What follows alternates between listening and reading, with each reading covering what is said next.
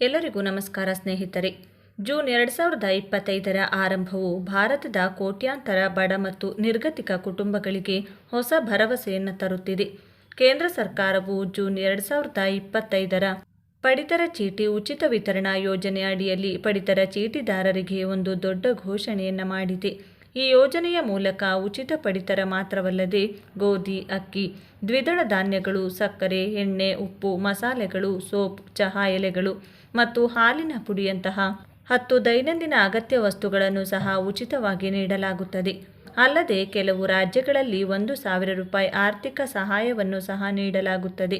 ಈ ಯೋಜನೆಯನ್ನು ಬಿಪಿಎಲ್ ಮತ್ತು ಎಎವೈ ಮತ್ತು ಪಿಎಚ್ಎಚ್ ವರ್ಗದ ಅಡಿಯಲ್ಲಿ ಬರುವ ಕುಟುಂಬಗಳಿಗಾಗಿ ವಿಶೇಷವಾಗಿ ವಿನ್ಯಾಸಗೊಳಿಸಲಾಗಿದೆ. ಉಚಿತ ಪಡಿತರ ಯೋಜನೆ 2025 ದೇಶದ ಸುಮಾರು 80 ಕೋಟಿ ಪಡಿತರ ಚೀಟಿದಾರರಿಗೆ ಪ್ರಯೋಜನವನ್ನು ನೀಡುವ ಗುರಿಯನ್ನು ಹೊಂದಿರುವ ಪ್ರಧಾನಮಂತ್ರಿ ಗರೀಬ್ ಕಲ್ಯಾಣ್ ಅನ್ನ ಯೋಜನೆಯಡಿ ಕೇಂದ್ರ ಸರ್ಕಾರ ಈ ಹೊಸ ಯೋಜನೆಯನ್ನು ಪ್ರಾರಂಭಿಸಿದೆ. ಈ ಯೋಜನೆ ಅಡಿಯಲ್ಲಿ ಜೂನ್ 2025ರಲ್ಲಿ 2 ಬಾರಿ ಪಡಿತರವನ್ನು ವಿತರಿಸಲಾಗುವುದು. ಜೊತೆಗೆ ಜೂನ್, ಜುಲೈ ಮತ್ತು ಆಗಸ್ಟ್ ತಿಂಗಳ 3 ತಿಂಗಳ ಪಡಿತರವನ್ನು ಮುಂಚಿತವಾಗಿ ನೀಡಲಾಗುವುದು. ಮಳೆಗಾಲದಲ್ಲಿ ಪ್ರವಾಹ, ರಸ್ತೆ ಮುಚ್ಚುವಿಕೆ ಅಥವಾ ಇತರ ಸಮಸ್ಯೆಗಳಿಂದಾಗಿ ಪಡಿತರ ಕೊರತೆಯನ್ನು ತಡೆಗಟ್ಟುವುದು ಇದರ ಮುಖ್ಯ ಉದ್ದೇಶವಾಗಿದೆ. ಬಡ ಕುಟುಂಬಗಳು ಆಹಾರ ಪದಾರ್ಥಗಳನ್ನು ಪಡೆಯುವುದನ್ನು ಮಾತ್ರವಲ್ಲದೆ ಅವರ ದೈನಂದಿನ ಅಗತ್ಯಗಳನ್ನು ಸಹ ಪೂರೈಸುವುದನ್ನು ನರೇಂದ್ರ ಮೋದಿ ಸರ್ಕಾರ ಖಚಿತಪಡಿಸಿದೆ. ಯೋಜನೆಯಲ್ಲಿ ಏನು ಲಭ್ಯವಿರುತ್ತದೆ? ಜೂನ್ 2025ರ ಪಡಿತರ ಚೀಟಿ ಉಚಿತ ವಿತರಣಾ ಯೋಜನೆಯ ಅಡಿಯಲ್ಲಿ ಈ ಕೆಳಗಿನ 10 ಅಗತ್ಯ ವಸ್ತುಗಳನ್ನು ಪಡಿತರ ಚೀಟಿದಾರರಿಗೆ ಉಚಿತವಾಗಿ ನೀಡಲಾಗುವುದು. ಗೋಧಿ, ಪೌಷ್ಟಿಕ ಮತ್ತು ಅಗತ್ಯ ಧಾನ್ಯ. ಅಕ್ಕಿ, ಪ್ರತಿ ಕುಟುಂಬದ ಅಡುಗೆ ಮನೆಯ ಪ್ರಮುಖ ಆಹಾರ. ದ್ವಿದಳ ಧಾನ್ಯಗಳು, ಪ್ರೋಟೀನ್ನ ಪ್ರಮುಖ ಮೂಲ. ಸಕ್ಕರೆ, ದೈನಂದಿನ ಸಿಹಿ ತಿಂಡಿಗಾಗಿ. ಎಣ್ಣೆ, ಅಡುಗೆಗೆ ಅತ್ಯಗತ್ಯ. ಉಪ್ಪು, ಪ್ರತಿ ಊಟದ ಆಧಾರ. ಮಸಾಲೆಗಳು, ರುಚಿ ಮತ್ತು ಆರೋಗ್ಯಕ್ಕಾಗಿ. ಸಾಬೂನು, ನೈರ್ಮಲ್ಯಕ್ಕಾಗಿ. ಚಹಾ ಎಲೆಗಳು, ಬೆಳಗಿನ ತಾಜಾತನಕ್ಕಾಗಿ. ಹಾಲಿನ ಪುಡಿ, ಮಕ್ಕಳು ಮತ್ತು ವಯಸ್ಕರ ಆರೋಗ್ಯಕ್ಕಾಗಿ. ಇದಲ್ಲದೆ ಕೆಲವು ರಾಜ್ಯಗಳಲ್ಲಿ ಅರ್ಹ ಕುಟುಂಬಗಳಿಗೆ ₹1,000 ಆರ್ಥಿಕ ಸಹಾಯವನ್ನು ನೀಡಲಾಗುವುದು. ಇದನ್ನು ನೇರವಾಗಿ ಅವರ ಬ್ಯಾಂಕ್ ಖಾತೆಗೆ ವರ್ಗಾಯಿಸಲಾಗುತ್ತದೆ. ಈ ಮೊತ್ತವು ಕುಟುಂಬಗಳು ತಮ್ಮ ಇತರ ಅಗತ್ಯಗಳನ್ನು ಪೂರೈಸಲು ಸಹಾಯ ಮಾಡುತ್ತದೆ. ಯೋಜನೆಯ ಅರ್ಹತೆ ಮತ್ತು ಅಗತ್ಯ ಷರತ್ತುಗಳು. ಉಚಿತ ಪಡಿತರ ಯೋಜನೆ 2025ನ್ನು ಪಡೆಯಲು ಕೆಲವು ಷರತ್ತುಗಳನ್ನು ಪೂರೈಸಬೇಕು. ಫಲಾನುಭವಿಗಳು ಮಾನ್ಯ ಪಡಿತರ ಚೀಟಿ ಅಥವಾ ಬಿಪಿಎಲ್, ಎಎವೈ ಅಥವಾ ಪಿಎಚ್ಎಚ್ ಹೊಂದಿರಬೇಕು. ಕುಟುಂಬದ ವಾರ್ಷಿಕ ಆದಾಯವು ರಾಜ್ಯ ಸರ್ಕಾರ ನಿಗದಿಪಡಿಸಿದ ಮಿತಿಗಿಂತ ಕಡಿಮೆ ಇರಬೇಕು. ಪಡಿತರ ಚೀಟಿಯ ಇಕೆವೈಸಿಯನ್ನು ಪೂರ್ಣಗೊಳಿಸುವುದು ಕಡ್ಡಾಯ. ಬ್ಯಾಂಕ್ ಖಾತೆಯನ್ನು ಆಧಾರ್ಗೆ ಲಿಂಕ್ ಮಾಡಬೇಕು. ವಿಶೇಷವಾಗಿ ಆರ್ಥಿಕ ಸಹಾಯಕ್ಕಾಗಿ ಒಂದು ಕುಟುಂಬವು ಕೇವಲ ಒಂದು ಪಡಿತರ ಚೀಟಿಯಲ್ಲಿ ಮಾತ್ರ ಪ್ರಯೋಜನಗಳನ್ನು ಪಡೆಯುತ್ತದೆ. ಅರ್ಜಿದಾರರು ಭಾರತೀಯ ನಾಗರಿಕರಾಗಿರಬೇಕು. ಪಡಿತರ ವಿತರಣಾ ಪ್ರಕ್ರಿಯೆ. ಪಡಿತರ ಮತ್ತು ಇತರ ಅಗತ್ಯ ವಸ್ತುಗಳನ್ನು ನ್ಯಾಯಬೆಲೆ ಅಂಗಡಿಗಳ ಮೂಲಕ ಮೇ 30ರಿಂದ ಜೂನ್ 10, 2025ರವರೆಗೆ ವಿತರಿಸಲಾಗುವುದು. ಫಲಾನುಭವಿಗಳು ತಮ್ಮ ಆಧಾರ್ ಕಾರ್ಡ್, ಪಡಿತರ ಕಾರ್ಡ್ ಮತ್ತು ಬ್ಯಾಂಕ್ ಪಾಸ್ಬುಕ್ ಅನ್ನು ತರಬೇಕಾಗುತ್ತದೆ. ಇಕೆವೈಸಿ ಪೂರ್ಣಗೊಳಿಸದಿದ್ದರೆ ಪ್ರಯೋಜನಗಳು ಲಭ್ಯವಿರುವುದಿಲ್ಲ. ಹಣಕಾಸಿನ ಸಹಾಯವನ್ನು ನೇರ ಲಾಭ ವರ್ಗಾವಣೆ ಮೂಲಕ ನೇರವಾಗಿ ಫಲಾನುಭವಿಯ ಬ್ಯಾಂಕ್ ಖಾತೆಗೆ ಕಳುಹಿಸಲಾಗುತ್ತದೆ. ವಿತರಣಾ ಪ್ರಕ್ರಿಯೆಯನ್ನು ಪಾರದರ್ಶಕ ಮತ್ತು ನ್ಯಾಯಯುತವಾಗಿಸಲು ಕೇಂದ್ರ ಸರ್ಕಾರವು ಕಟ್ಟುನಿಟ್ಟಿನ ಮೇಲ್ವಿಚಾರಣಾ ವ್ಯವಸ್ಥೆಗಳನ್ನು ಮಾಡಿದೆ. ಎಷ್ಟು ಪಡಿತರ ಲಭ್ಯವಿರುತ್ತದೆ? ಎಎವೈ ಕಾರ್ಡ್ ಹೊಂದಿರುವವರು ಪ್ರತಿ ಕಾರ್ಡ್ಗೆ 35 ಕೆಜಿ ಧಾನ್ಯಗಳು. ಪಿಎಚ್ಎಚ್ ಕಾರ್ಡ್ ಹೊಂದಿರುವವರು ಪ್ರತಿ ಸದಸ್ಯರಿಗೆ 5 ಕೆಜಿ ಆಹಾರ ಧಾನ್ಯಗಳು, ಬೇಳೆಕಾಳುಗಳು, ಸಕ್ಕರೆ, ಎಣ್ಣೆ, ಉಪ್ಪು, ಮಸಾಲೆಗಳು, ಸೋಪು, ಚಹಾ ಎಲೆಗಳು ಮತ್ತು ಹಾಲಿನ ಪುಡಿಯಂಥ ಇತರ ವಸ್ತುಗಳನ್ನು ನಿಗದಿತ ಪ್ರಮಾಣದಲ್ಲಿ ಪ್ರತಿ ಕುಟುಂಬಕ್ಕೆ ನೀಡಲಾಗುತ್ತದೆ.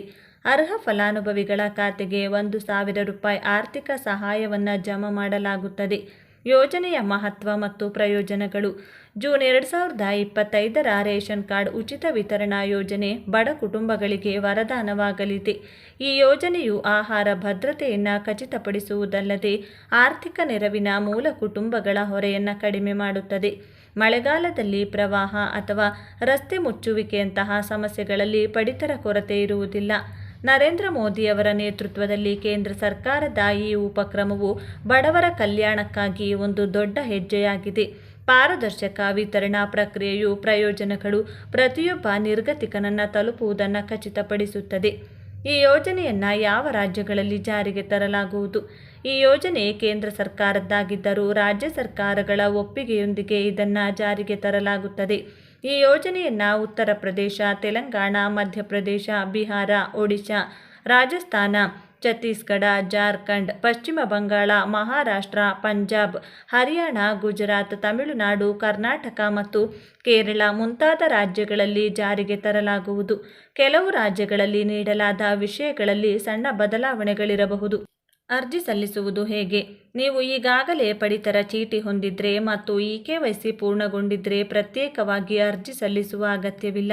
ಹೊಸ ಪಡಿತರ ಚೀಟಿಗಾಗಿ ನೀವು ಹತ್ತಿರದ ಸಾರ್ವಜನಿಕ ಸೇವಾ ಕೇಂದ್ರದಲ್ಲಿ ಅಥವಾ ಆಹಾರ ಸರಬರಾಜು ಇಲಾಖೆಯ ವೆಬ್ಸೈಟ್ನಲ್ಲಿ ಅರ್ಜಿ ಸಲ್ಲಿಸಬಹುದು.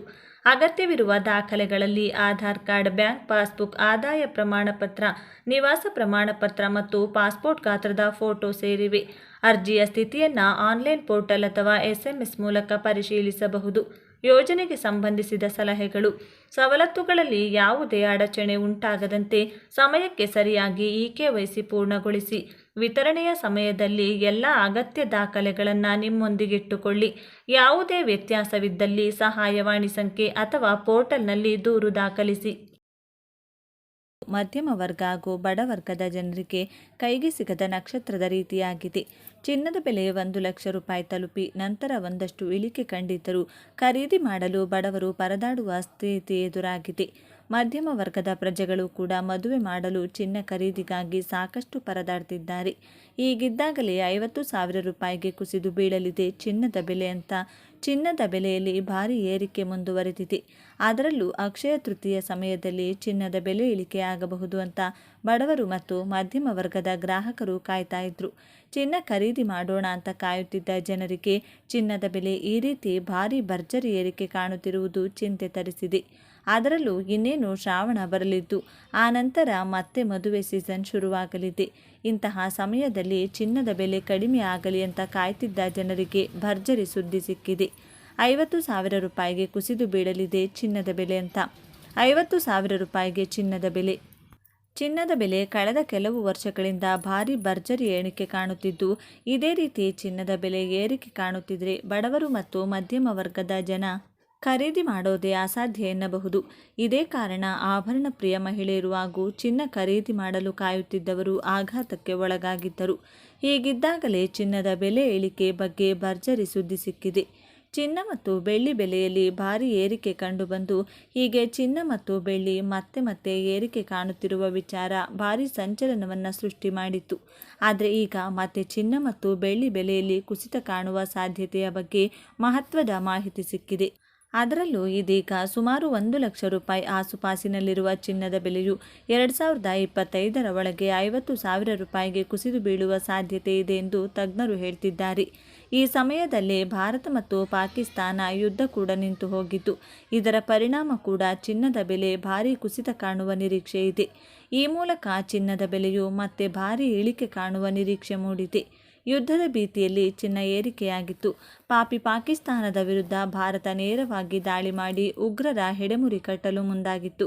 ಹೀಗಿದ್ದಾಗ ಚಿನ್ನದ ಬೆಲೆಯಲ್ಲಿ ಭಾರೀ ಏರಿಕೆ ಕೂಡ ಕಂಡುಬಂದು ಚಿಂತೆ ಮಾಡುವಂತೆ ಆಗಿತ್ತು ಸಾಮಾನ್ಯ ಜನರು. ಆದರೆ ಇದೀಗ ಕದನ ವಿರಾಮ ಘೋಷಣೆ ಮಾಡಿ ಭಾರತ ಮತ್ತು ಪಾಕಿಸ್ತಾನ ಒಪ್ಪಂದ ಮಾಡಿಕೊಂಡಿವೆ.